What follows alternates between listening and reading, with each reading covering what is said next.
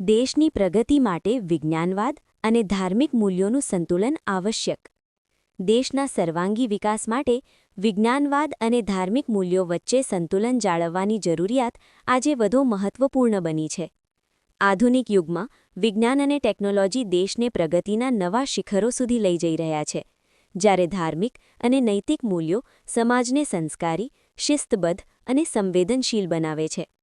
વિજ્ઞાનવાદ તર્ક, પ્રયોગ અને પુરાવા પર આધારિત વિચારધારા છે, જે દેશના ઔદ્યોગિક, શૈક્ષણિક અને ટેકનોલોજીકલ વિકાસમાં મહત્વપૂર્ણ યોગદાન આપે છે.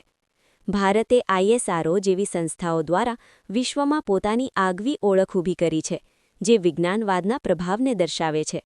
બીજી તરફ ધાર્મિક ગ્રંથો અને મૂલ્યો માનવ જીવનમાં શાંતિ, સહિષ્ણુતા અને નૈતિકતા લાવે છે. ભગવદ્ ગીતા જેવા ગ્રંથો જીવનમાં કર્તવ્ય, ધર્મ અને માનવતા અંગે માર્ગદર્શન આપે છે, જે સમાજમાં સકારાત્મકતા અને સંવાદિતાને પ્રોત્સાહન આપે છે.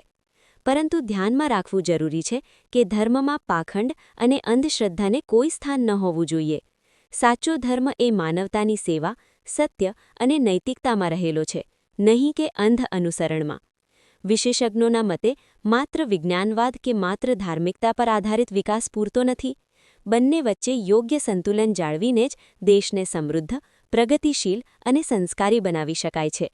આથી સમાજના તમામ વર્ગોને અપીલ કરવામાં આવે છે કે તેઓ વૈજ્ઞાનિક દૃષ્ટિકોણ અપનાવતા સાથે નૈતિક અને સાંસ્કૃતિક મૂલ્યોને પણ જાળવી રાખે, જેથી દેશનો સર્વાંગી વિકાસ સુનિશ્ચિત થઈ શકે.